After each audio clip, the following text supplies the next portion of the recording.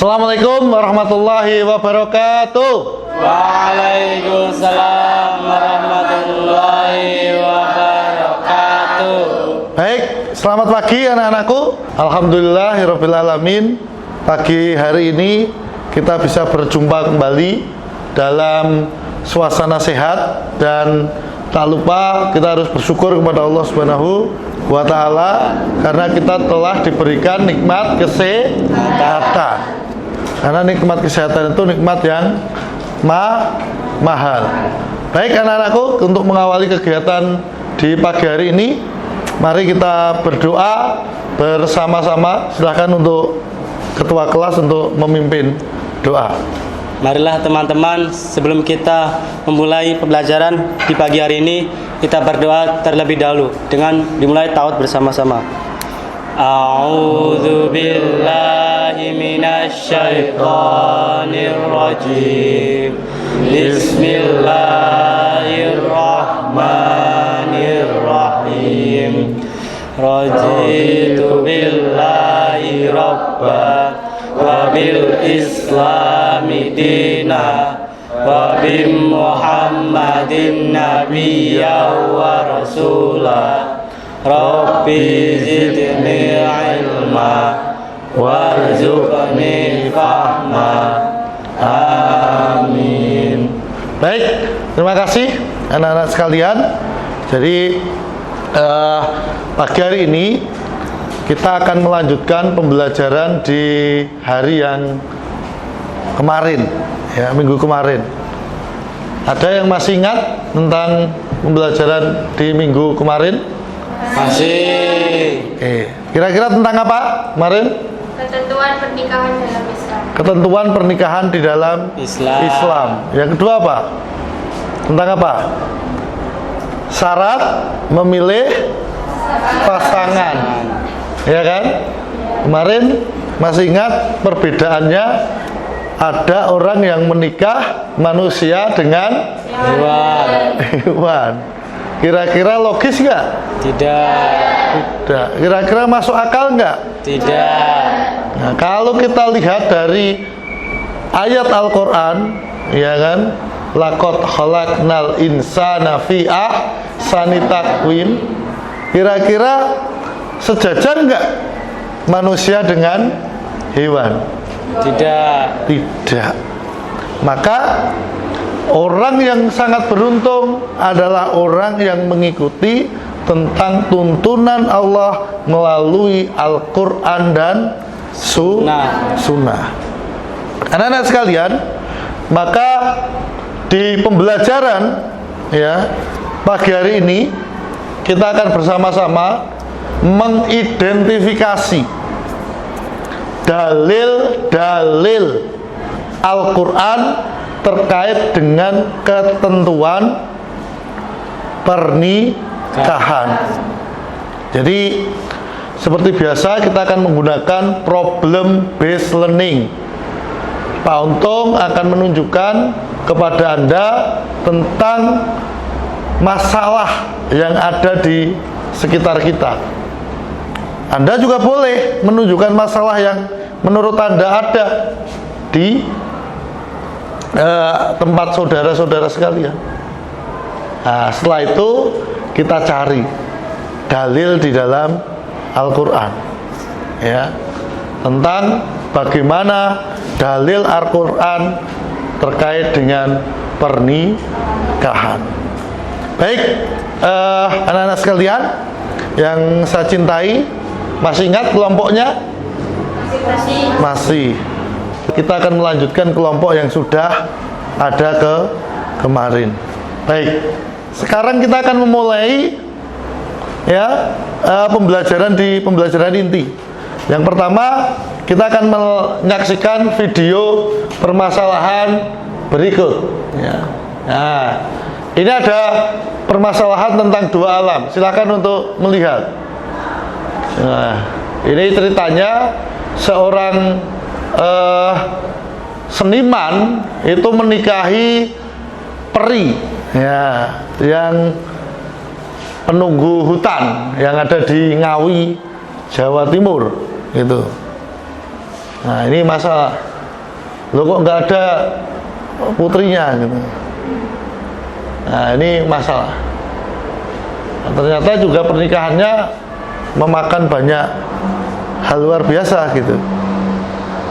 Nah, silakan.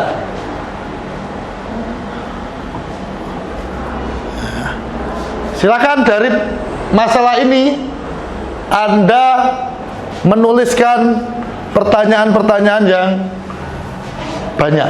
Silakan. Ya. Silakan hasil pengamatan Anda ditulis ya di lembar yang sudah dipersiapkan.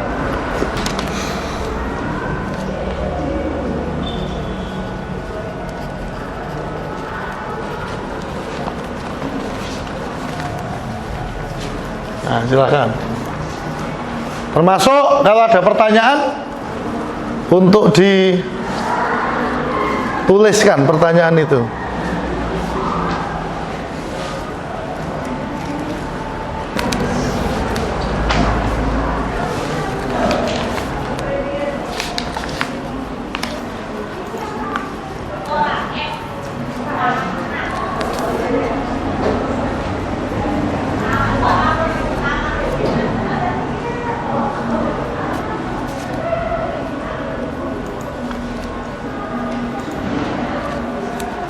Anak-anak sekalian, cukup kita mengamati, ya kan? Sekarang ada tujuan Anda sudah menulis beberapa hal terkait dengan apa yang Anda amati. Ya, siapa yang mempunyai pertanyaan? Silakan. Saya, Pak. Ya, silakan. Saya ada 10 pertanyaan, tapi salah satunya adalah bagaimana seandainya ada seorang laki-laki Nasrani pura-pura masuk Islam hanya karena ingin menikahi dengan wanita Muslim? Oke, bagaimana seorang anak Nasrani pura-pura masuk Islam hanya ingin menikahi wanita menikahi? Muslim. Oke, ada lagi yang mau bertanya? Saya, Pak. Oke, silakan. Sekarang kan banyak artis dan aktor yang suami istri suka main film bareng. Kalau pas adegan cerai yang diucapkan oleh suami kepada istri, jatuhkah talak seorang yang diucapkan dalam sebuah adegan sinetron atau film karena tuntutan peran? Oke, karena bermain peran suami istri ada yang menjatuhkan talak. Apakah jatuhlah talak? Gitu. Oke, silakan anak-anak untuk berkelompok mencari tentang dalil-dalil Al-Quran. Ya.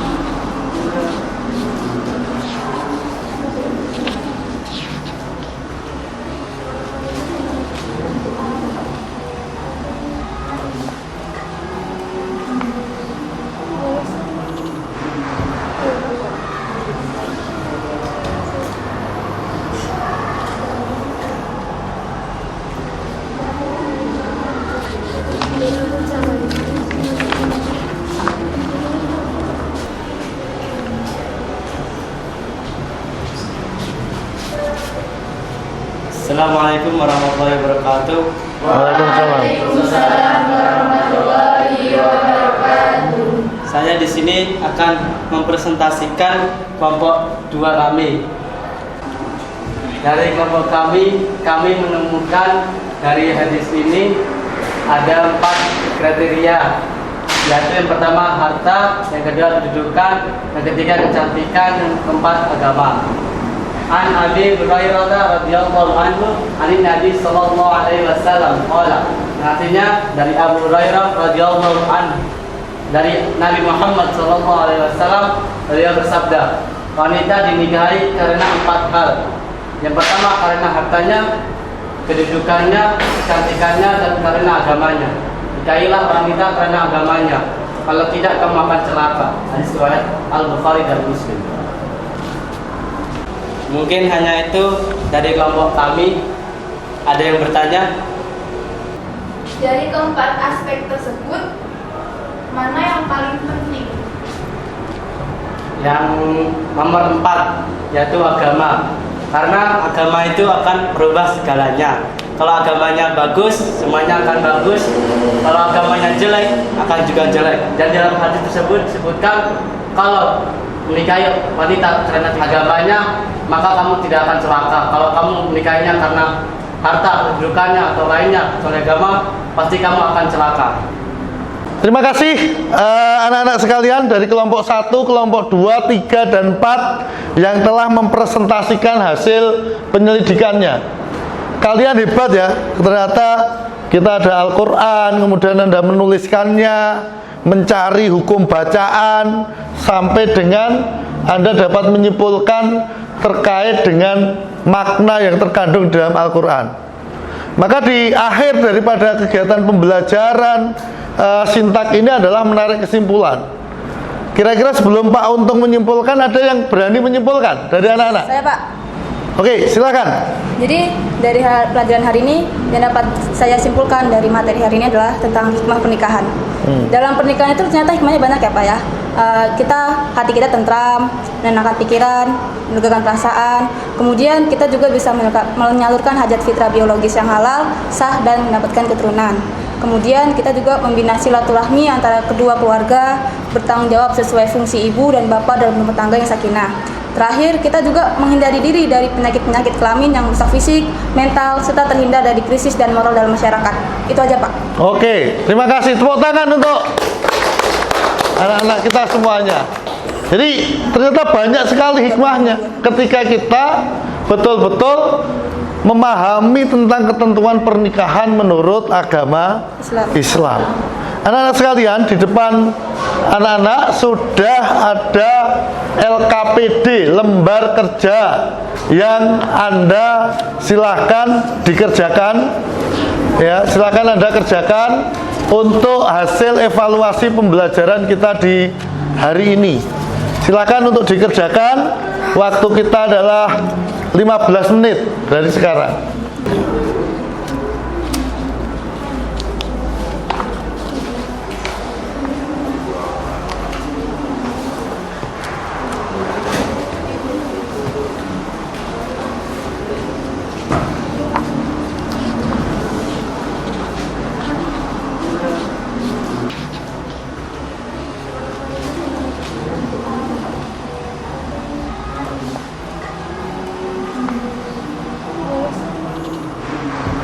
Oke, anak-anak selesai mengerjakan. Terima kasih telah menyelesaikan kegiatan pembelajaran hari ini.